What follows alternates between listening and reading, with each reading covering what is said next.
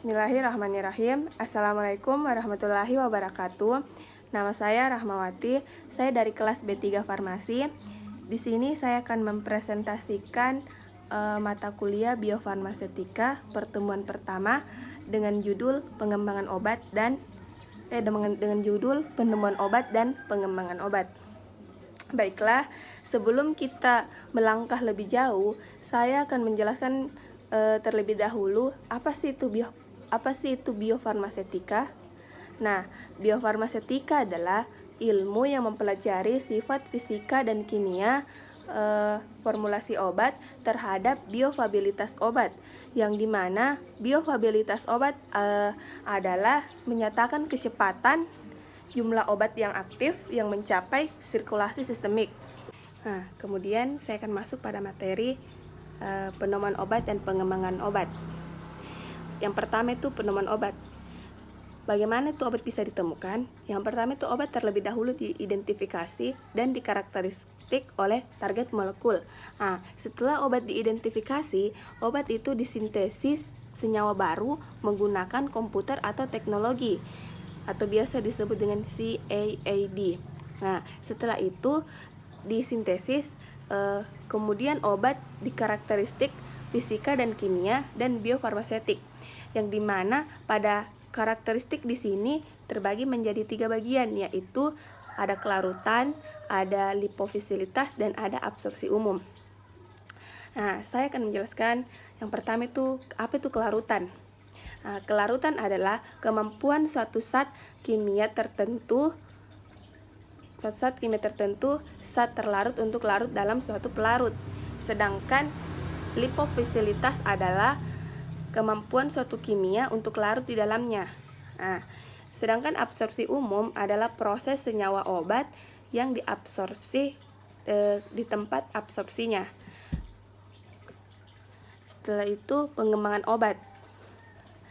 Jika kita ingin mengembangkan suatu obat, kita harus melewati 2 fase. Ada yang namanya fase uji praklinik dan ada yang namanya uji klinik. Yang dimana pada fase uji praklinik, di situ ada yang namanya farmakokinetik, ada yang namanya toksikokinetik, dan ada yang namanya farmakodinamik. Apa itu farmakokinetik? Nah, farmakokinetik adalah perjalanan obat sejak diminumnya hingga masuknya melalui ekskresi. Nah, sedangkan toksikokinetik itu merupakan aplikasi prinsip dasar farmakokinetik untuk melakukan desain, kontrol, dan interpretasi hasil studi evaluasi. Di sini kita bisa lihat apakah obat tersebut bisa aman digunakan atau justru obat itu menjadi racun. Nah, pada uji klinik di sini ada yang namanya fase 1, fase 2, fase 3 hingga pada fase 4. Nah, pertama saya itu akan menjelaskan apa itu fase 1. Fase 1 yaitu bertujuan untuk menentukan dosis tunggal yang akan diterima. Sedangkan pada fase 2 yaitu bertujuan untuk melihat apakah efek farmakologi yang ada pada fase 1 itu berguna atau tidak. Maksudnya itu apakah efeknya pada fase 1 itu sudah aktif atau tidak. Nah, sedangkan fase 3 itu bertujuan untuk memastikan bahwa suatu obat itu benar-benar berkhasiat atau berguna.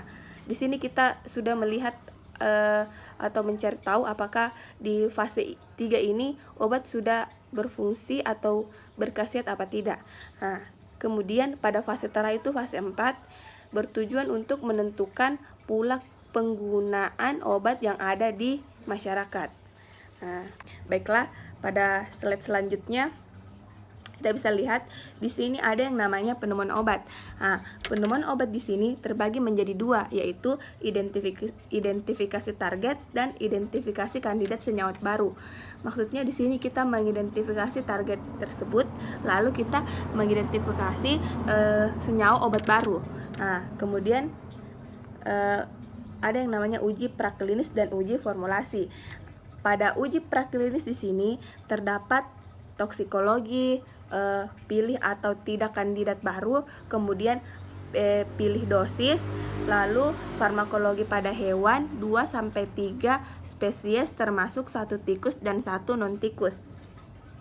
Kemudian ada yang namanya analisis fisiokimia parameter, lalu dosis dari grafik pengembangan, dosis preformulasi dasar, terus ada yang namanya pKa kelarutan, koefisien partisi, lalu stabilitas kimia, dan ukuran bentuk luas permukaan. Kemudian ada juga sifat kristal. Nah, setelah itu kita lanjut yang ketiga ini, identifikasi obat baru diaplikasikan bersama FDA dan BPOM. Nah, yang dimana di sini ada yang namanya hasil uji praklinis. Kita bisa lihat pada slide di sini. Ada yang namanya hasil uji praklinis, struktur kimia, efek samping pada hewan, rencana persiapan manufaktur, kemudian detail studi klinis yang disetujui oleh hewan penimba atau kelembagaan dan dilaporkan dari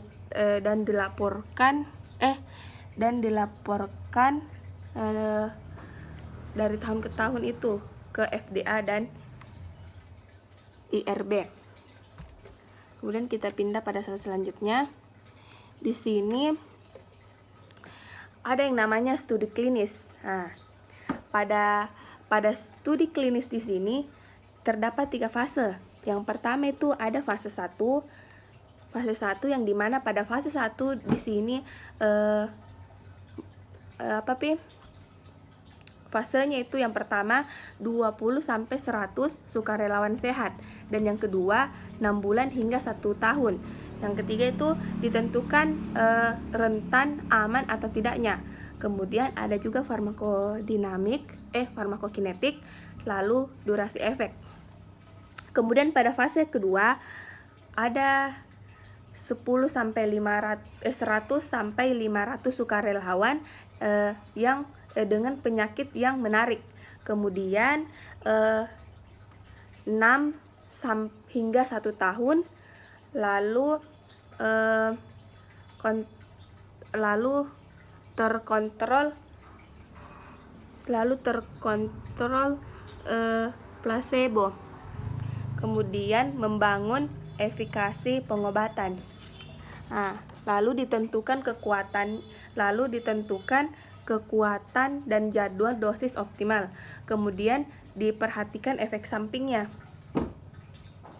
Lalu pada fase 3 di sini ada 1000-500 sukarelawan 1-4 tahun. Kemudian pengobatan acak ganda dan pemantauan ketat untuk memanjurkan efek samping. Nah, kita lihat pada selanjutnya. Pada slide di sini ada yang namanya formulasi. Formulasi di sini bentuk sediaan. Bentuk sediaannya itu dosis padat, dosis cair, dosis semi padat, dan teknologi pengiriman obat khusus. Nah, kemudian di sini ada namanya metode sintesis. Metode sintesis di sini ada yang namanya emulsi, emulsifikasi, ekstrusi, dan pelestarian hingga polimerase. Kemudian pada metode administrasi. Nah, pada metode administrasi ada yang namanya parental, oral. Oral itu yang melalui mulut. Terus bukal, nasal kan di hidung. Nah, kemudian ada transdermal, ada imanserulel, ada juga inhalansia, terus ada injeksi atau melalui jarum suntik. Nah, kemudian yang terakhir itu evaluasi stabilitas. Nah, pada evaluasi stabilitas di sini ada yang namanya stabilitas fisika dan stabilitas kimia. Lalu slide selanjutnya, penyebab kegagalan dalam pengembangan obat. Kenapa obat itu bisa gagal ketika kita mengembangkannya? Karena disebabkan beberapa alasan. Alasan yang pertama itu obat bisa gagal. Yang pertama itu dari properti biofarmasi yang buruk, yang dimana di situ mencakup 40%.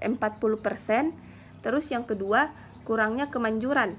Di situ ada 30%. Dan yang ketiga, toksisitas 21%, dan alasan komersial 8%. Harus ada upaya kolaborasi di berbagai bidang. Nah, di sini kita lihat ada yang namanya screening senyawa obat. Screening senyawa obat atau obat terapeutik yang kompleks secara kimia. Kemudian setelah di screening, obat itu diuji farmakologi dan toksikologinya. Maksudnya di sini kita uji farmakologi dan toksikologinya. Kita juga bisa lihat di sini obat itu aman untuk kita atau justru obat itu menjadi racun. Nah, setelah diuji, dikembangkan formulasi produknya. Nah, setelah itu masalah dan tantangannya itu yang pertama itu ada pendeknya waktu paru biologis, kemudian ada buruknya permeabilitas membran, kemudian ada masalah toksikologi terkait dosis pemberian, dan ada polimerase generik. Terus kita lanjut. Di sini ada yang namanya sifat fisika kimia yang penting dalam selektion. Yang pertama itu ada kelarutan, dan yang kedua ada hidrofilisitas, dan yang ketiga ada bentuk garam dan polimer, dan yang keempat ada stabilitas, dan yang kelima ada sifat partikel dan bubuk, dan yang keenam ada ionisasi.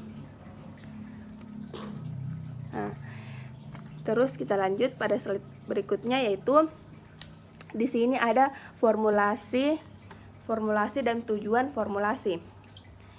Nah, pada tujuan formulasi di sini mengelola sifat-sifat fisika dan kimia dan segala hal terkait untuk